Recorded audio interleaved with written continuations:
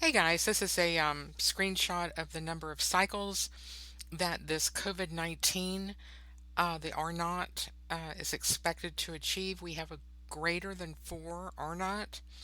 In fact, a higher, much higher than 4 R naught. Um, a 1.28 is the regular flu, and one person can spread this to about 1.28 people, and then 1.64 would get affected, and then two people by the fourth time, the fourth cycle, three, four, five, nine. So it's a very low number of people. Potentially, if everybody went out and blew their nose on everybody else, 109 people um, will get your flu because of your sneezing into someone's face. But very low, very manageable. And it in itself, that 109 kills 80,000 people a year, right? In the United States alone. So I don't know what the worldwide number is. So take a look at this greater than 4 R naught. This virus is viral instead of bacterial, and it's also airborne. So, and it attacks the organs of the elderly. That's what fails. The flu, the is not really flu. It's pneumonia and shortness of breath. And if you're elderly, it can attack your organs and shut it down. So, R naught of greater than 4 has the potential to reach every single person living on the planet. And that's why they went to those huge lengths to contain everybody and put everybody in isolation, self quarantine, to try to limit this cycle. But the numbers are getting out. We're in the 5, 6, and 7 category cycle from the numbers that we've been seeing reported by the World Health Organization, which you can track easily online. So once we get up just a few more cycles, it's going to get they do say now, I've heard it from multiple sources, that they think 60, 70, 80% of the world will get this virus. And it just depends on how much they can contain it before that 20 cycle hits, and whether they get that vaccine done. So there is a huge need to contain this virus, because it kills 2%.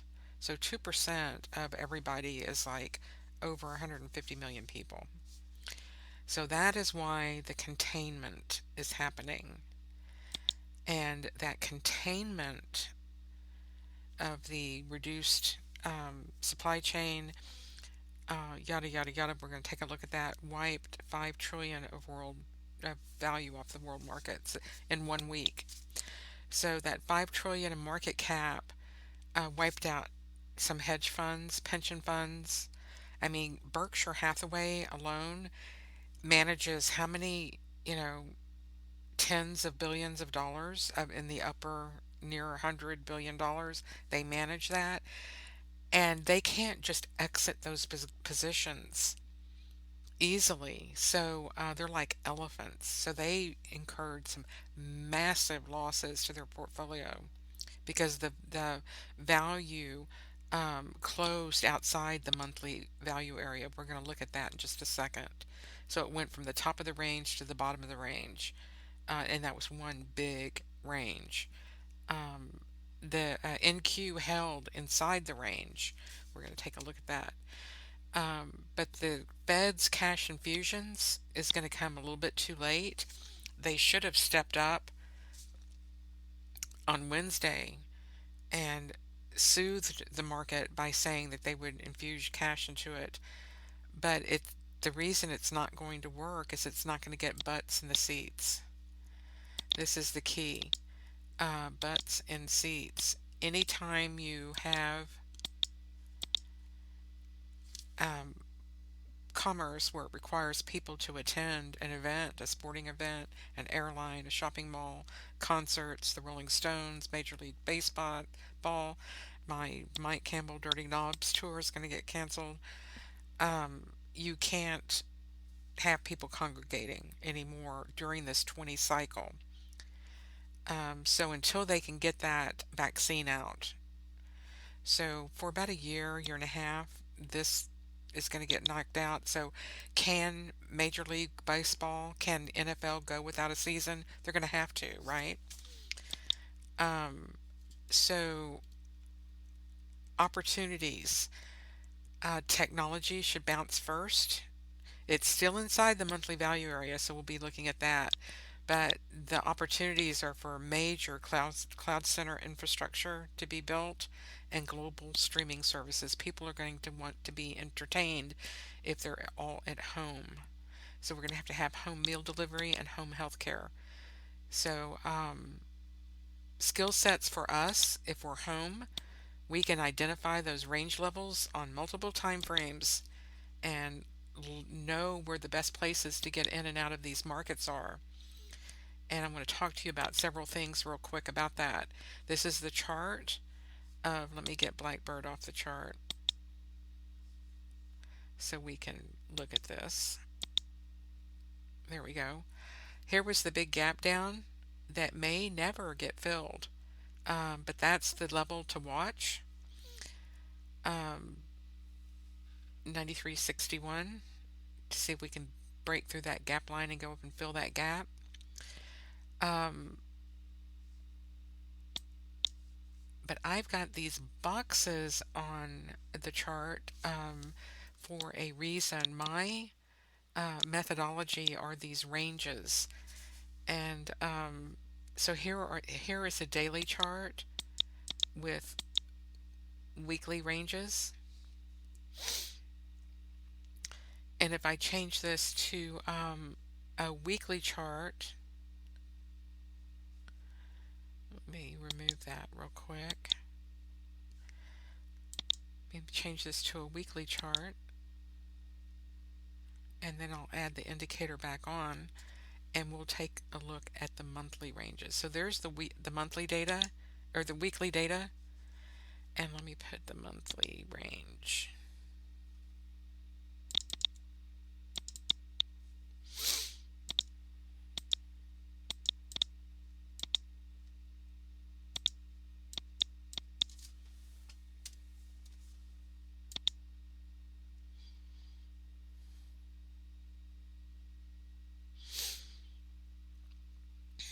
Okay, so you can see how they got it back inside the PT3, the value area. The Fed did. They closed it up and back inside that PT1, PT2, 3, PT3. We're going to add another chart, another, excuse me, data series. We're going to add another weekly chart.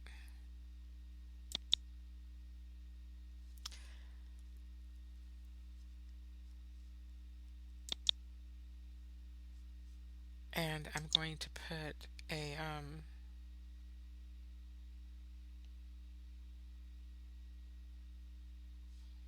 oops, I want that to be a monthly.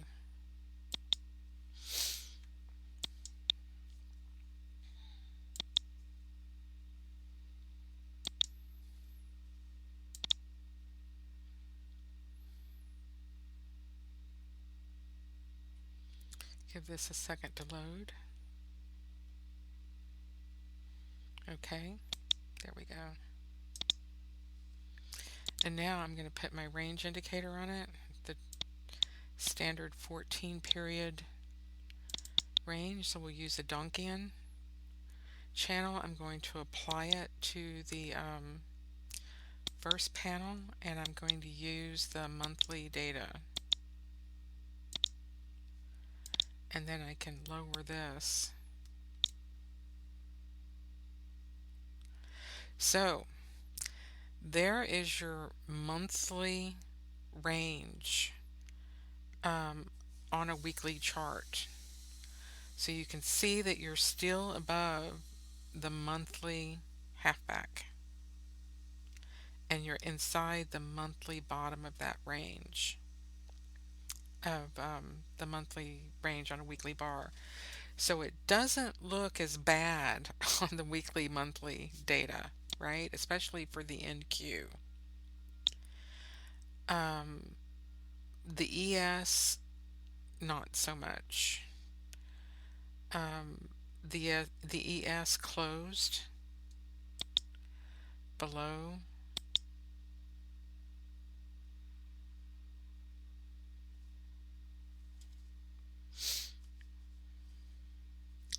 And I may have messed this up since I have that other bar on the chart. Let's see. Yep, I did. Hang on.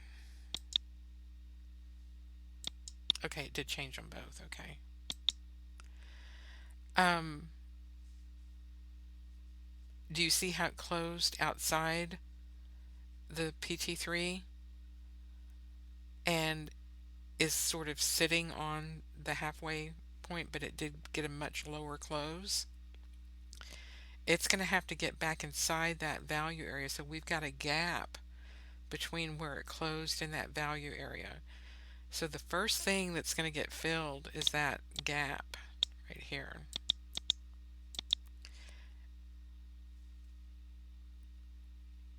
I'm sorry.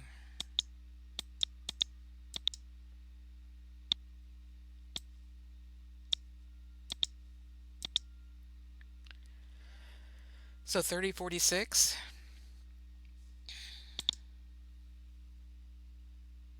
Oh, hang on, what's that? Darn it.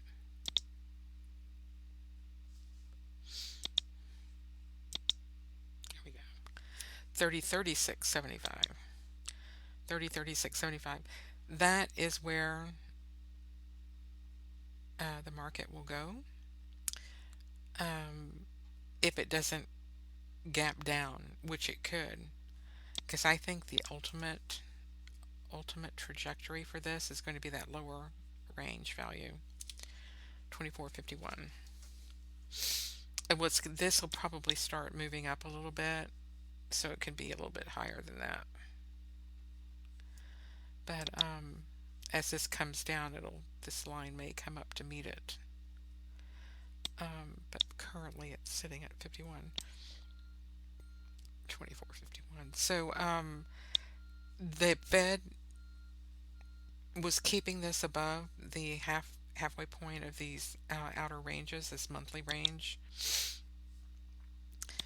and just know what these ranges are and trade them inside your RTH session.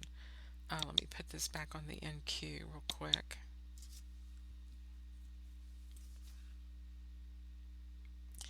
And again, we'll talk about those range boxes. So now that you know what the full range is, there's another way to measure this. You can measure the value area between the lower value and the upper value of that gap. And once it's filled in, like right here, we had a range drop that got filled. Where did it go? It was down here. So the gap between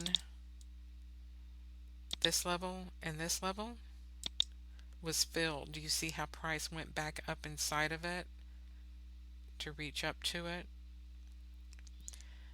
So once it didn't get quite to the top, but it went back up. That was the purpose of that gap, for the market makers to go back up inside of it before price comes back down. So I'm taking that box off. This gap is very strong. This gap between the bottom PT1, the inside the white lines is the rotational, and outside is your directional when you go to the 2 and the 3. And you try to use the length of the range distance, the one-on-one for your trade distances, because you're just range trading, going to these levels and in between them. So once we broke above this PT3 here, we were looking to come back inside this prior level and hit these ranges. And the range top is up here. Um, and because this prior gap has already been closed, I think that that's going to even be a stronger level if it reaches just below 8,000 and 87.70, somewhere around there. But I'll be looking for that level and see if there's going to be another opportunity for a short at that location. Otherwise, the market's going to have to realize that you can't put butts in the seats with Fed money and deal with it. This Globex low was finally taken out. This occurred in January 7th of 2020. This pivot at the beginning of the year, that outside move reversal back up. A great location in an uptrend to buy right under the value area, those reversals. And because it occurred in the Globex session instead of the yellow RTH session, the market will go back and hit that level for all of those stops underneath there. If it is a yellow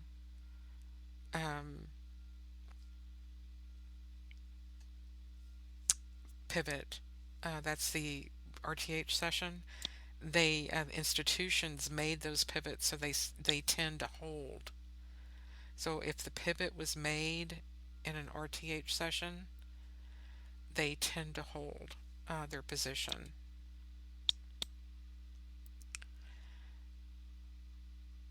But if it were a downtrend, we were in an uptrend until we started breaking those ranges and levels. So we have these two gap range levels and a gap level, a big gap to look at, and see if we sell off here at 86.60 and had that other pivot, and then this pivot here is a yellow box pivot, so this very bottom line should get held, right, if my theory is correct. So just under 82, this 81.92.75 pivot should not get touched. So that should remain pristine, this pivot right here, because that's your yellow, low yellow support. So this is a very, very strong level of support. So let me change this line and make it very thick. Alright, there's our support.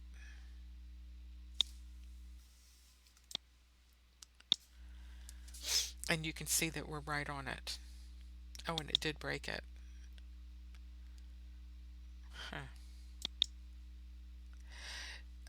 But here's my next level, 78.32. But that is another reason that this bounced, in my opinion, is getting to understand your pivots, whether they occurred on a yellow box, which is, a RTH session pivot, which indicate institutional buying happening at these levels so that they get supported, versus a purple box pivot, which the market tends to want to gravitate to take them out. All right. So support resistance structure. You can see that this also, this pivot occurred on a yellow box up. So it'll be interesting to see if this rejects here at 87.71, or if the Fed can get it back up in the middle somewhere, which it would just be doing nothing. These stops have already been taken out. That is a low, I mean, that is an RTH pivot low. So this structure here should hold for sure. I mean, your 9,000 level, for any institution getting involved in that gap down certainly would have sold at the top of that that PT3 high. I mean, that was an excellent sales location. PT3 high in a downtrend. Are you kidding me at the RTH session?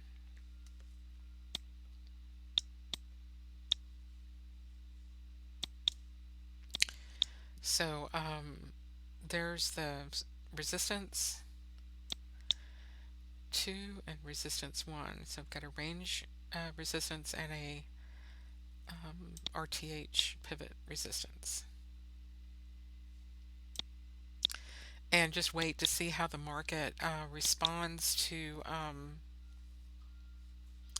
the realization that everybody's changing. Nobody's going to go into the office anymore. People are going to work from home. Everybody's going to have to restructure themselves until we can get to that vaccine, because we already know that it's going to cover the population, and we'll have to change the way that we do business. That required the sell-off, also trying to get that market rebalanced. And I think it's got another leg down myself. I don't think it's finished. There's way too much left to go to get us back down to an average EPS. We're 8,000 on the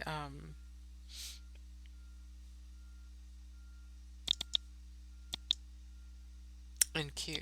So watch to see it bounce on 8,000. There's your midpoint. Thank you so much. I'll have a good week, and we'll talk to you soon.